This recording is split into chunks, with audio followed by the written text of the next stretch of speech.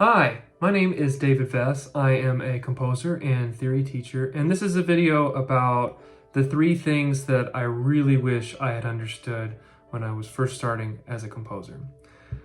Number 1, treat everyone with kindness. Treat everyone with kindness. Okay, that sounds kind of stupid, right? You would think that the first thing would be, okay, write every day and apply for every single commission and, do all the composerly things. You would think that would be number 1, but I actually really feel strongly about this idea of treating everyone with kindness. The music world is small and word gets around. And what I mean by this is that in the music business, composition space, whatever you want to call it, how you treat people really matters, right? And people remember how you make them feel. And that is the most powerful, most important thing that you need to understand as a composer. So let me ask you a question, right? Think back into some organization that you've been a part of. Maybe it was like a sports team or something in high school or middle school, or it could even be college, a choir you sang in, or church or temple or whatever. Was there someone that you worked with that was really good at something, was really humble about it? Like they just made it really easy to work with, right? They just were super, you always looked forward to working with them. They never caused any problems. They just were the definition of humble, right? Do you remember their name? I know I do. I remember when I use this, I always think of one guy that I worked with at a restaurant. The guy's name was Stephen Chow. Stephen was always great. I don't think he has ever made anyone mad. He's super easy to work with. He's really good at his job, and he doesn't create problems. And even though I don't work in the restaurant industry anymore, I still always think about that guy. He's just always super humble, right? So people notice when you're easy to work with. Now, the same is true on the opposite end. Can you think back to someone in your previous life, high school, whatever, who really sucked to work with? Who was not fun to be around, that as soon as you saw their name was part of whatever project or thing that you were doing, a little part of you died, You're like, oh, this person's involved. Oh, they are such a pain in the ass. I don't want to work with them. You probably remember their name.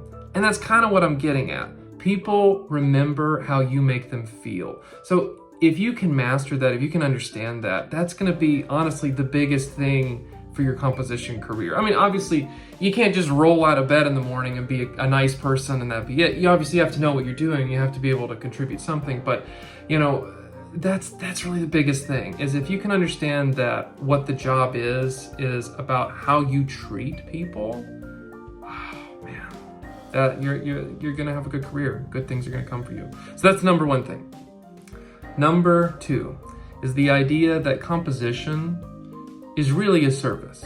Like, yes, there's the traditional model, right? That, okay, I'm a composer and I write music to express my artistry and to express myself and the things that I'm thinking about, and performers get to play it and people listen to it and they get to think about it. And that's all great. And that's certainly part of it. I'm not saying that that's not.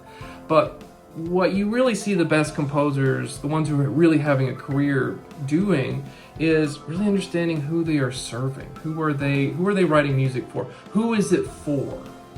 The ones who really understand that question, they're the ones that are successful. So composition is a service. You write music for people. You are solving people's problems, right?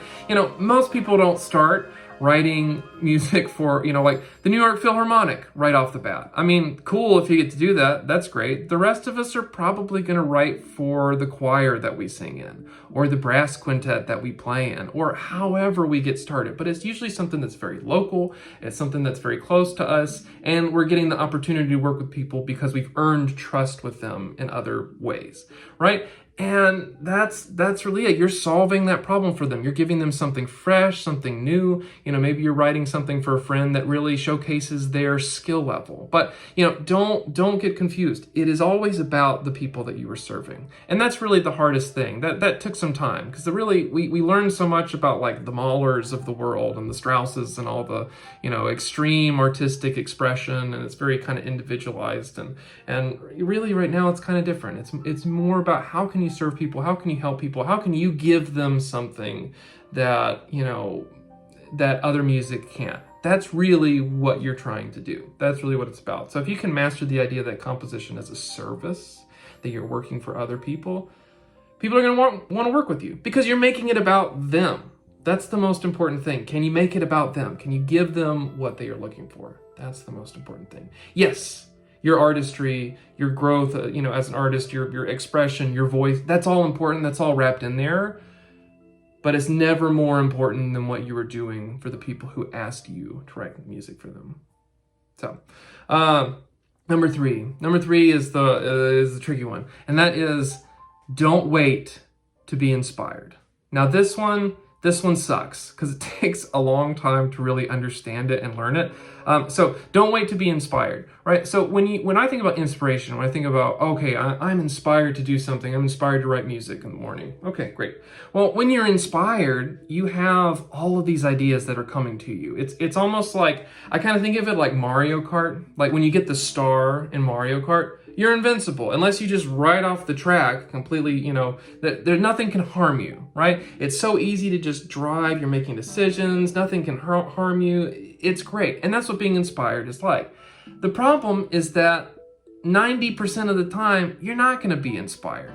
It's going to be a Monday morning at 9, you're going to be sitting alone in a room with a blank piece of paper. And it's not exactly the most inspiring environment to be in. But that's the trick. If you try and go with it where, I'm going to write when I feel like I'm going to write, you won't. You just won't, because there's nothing easier on this earth than not writing. Not writing is wonderful. I love not writing, right? You can do anything. You can walk outside, you can watch Netflix on your phone, whatever. There's literally anything and everything that you can do that is not writing. And it's always easier and it's always a temptation. And you have to resist that. You have to say, you know what? I don't feel like writing today. I don't particularly feel great.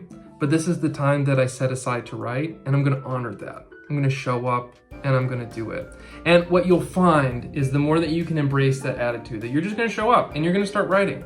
And it's not whether it's great or good or bad or whatever. You're just going to write.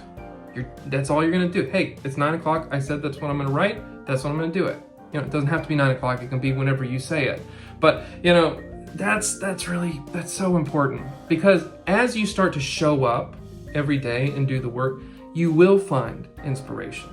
You're gonna find it, but it's rare that you just wake up one day and woo, this string quartet, this thing's gonna happen here and I'm gonna do this and it all magically comes. Yeah, those days are great, but you earn them. You work towards them and they come to you after you've done the work. Rarely do you start with the inspiration and that's it. So that's the biggest thing. Don't wait around. You're not going to feel like writing, and that's okay. That's normal. That's fine. I rarely ever feel like writing, but almost always once I'm about an hour in, that's when I find the groove. You just got to agree to show up for yourself. So to sum this all up, treat everyone with kindness. That's the end of the day. That's the number one thing. Number two, composition is a service. What you do for others is how you're going to build your business. That's it. And number three, don't wait to be inspired. Do a little bit every day and you get inspiration from doing the work, not the other way around. I hope this is helpful. It took me a really long time to figure these out and I'm still relearning them. So let me know what you think. It'd be great if you could leave a comment. I'd love to hear from you. Seriously, I'm going to read every single one of them. I really care about that. So yeah, thanks so much. Cheers.